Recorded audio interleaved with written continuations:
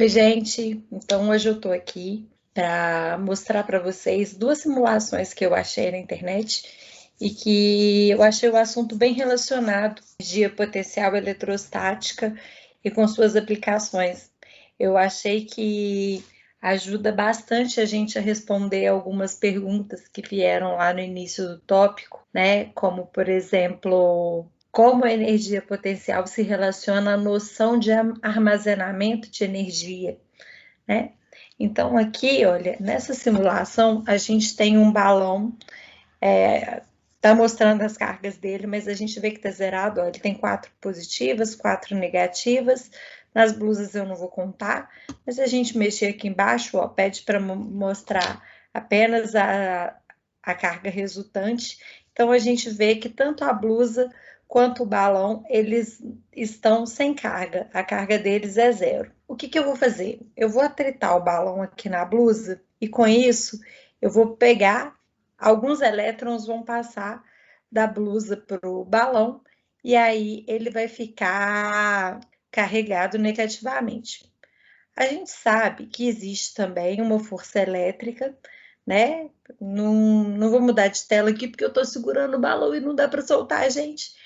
Mas a gente sabe pela lei de Coulomb que o módulo da força elétrica é o K, que é 1 sobre 4πε0, vezes a carga do corpo 1 vezes a carga do corpo 2 sobre a distância quadrada. Ou seja, ela é proporcional ao módulo das cargas e inversamente proporcional à distância entre essas partículas.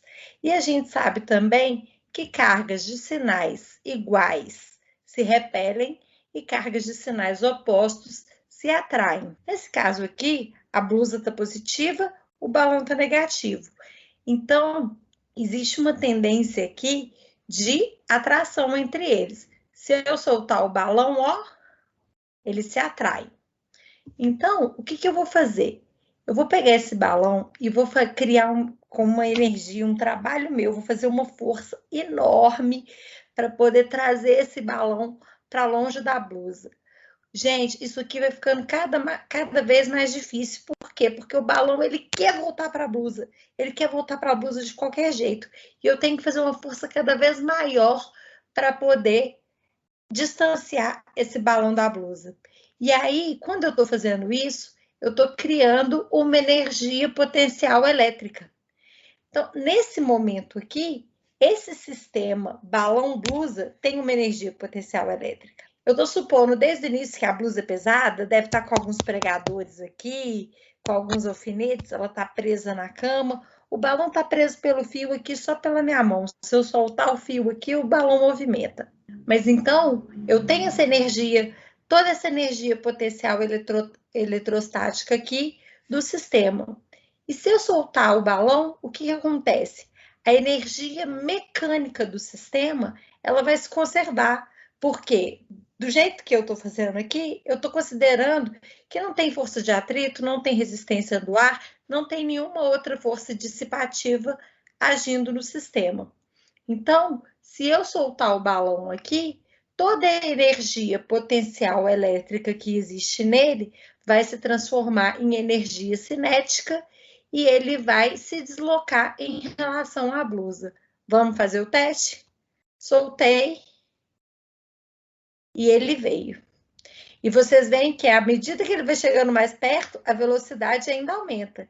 E quando ele chega aqui, a energia cinética, a velocidade se tornou 0 e toda a energia potencial elétrica que existia voltou a existir. Se eu criar aqui um segundo balão, ó, esse balão aqui está com carga 0, eu puxo ele para cá, não acontece nada. Eu puxo ele para cá, não acontece nada. Eu puxo ele para cá, não acontece nada. Ele está com carga 0, então ele não interage com esse sistema.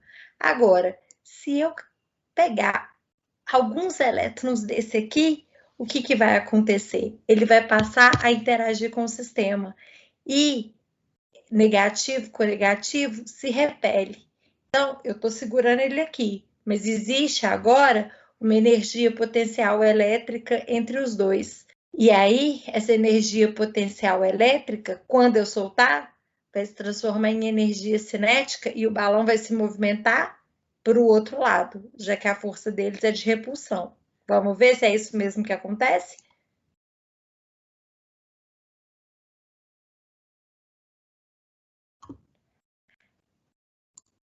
Agora, eu tenho uma outra simulação aqui que eu também achei bastante interessante.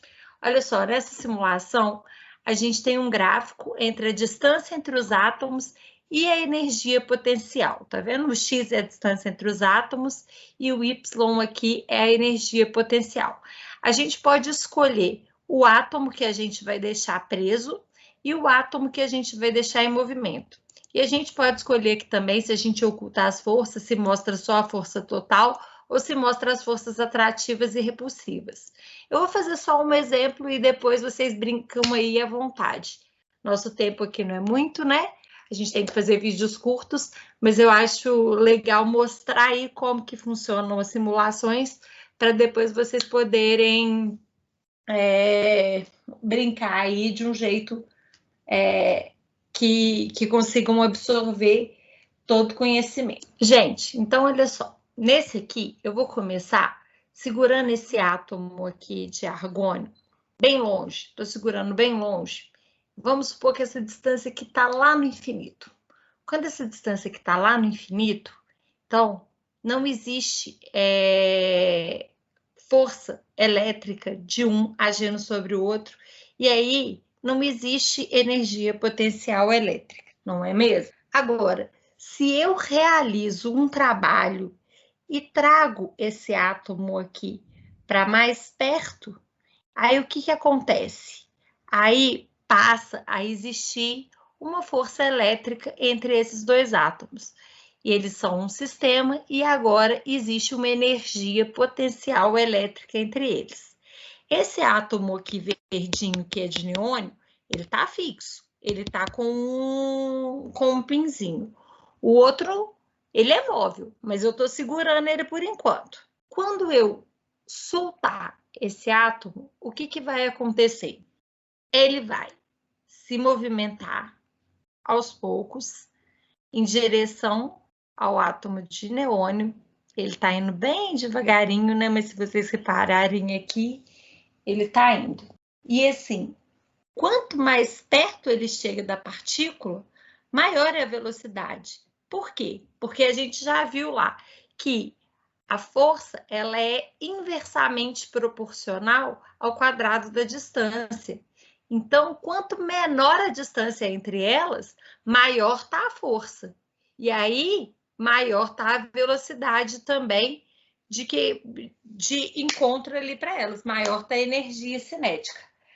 Agora, outra coisa aqui que é muito importante, muito legal da gente observar, eu vou fazer primeiro aqui um paralelo com a energia potencial gravitacional. Quando a gente tem uma bolinha de tênis, a gente segura ela a uma certa altura H e a gente solta essa bolinha de tênis e desconsidera toda a resistência do ar, toda a força de atrito, todas as forças dissipativas. O que acontece? A gente, quando está segurando a bolinha de tênis lá na altura H, ela só tem energia potencial gravitacional, não é? Aí a gente solta, ela vai ganhando velocidade e vai perdendo um pouquinho da energia potencial gravitacional, até que ela chega no chão. E ela chega no chão com a velocidade máxima e a energia potencial gravitacional dela é zero, porque a altura é zero. Mas como não existe atrito e não existe nenhuma força, o que ela faz? Ela quica no chão e volta. E ela volta até a mesma altura H que ela tinha sido lançada. E dali ela desce de novo. E aqui, nesse sistema, é a mesma coisa que está acontecendo com esses átomos. Olha só, existe uma força entre eles vêm, se atraem, se colidem. Quando eles se colidem, não existe deformação e nenhuma outra força dissipativa.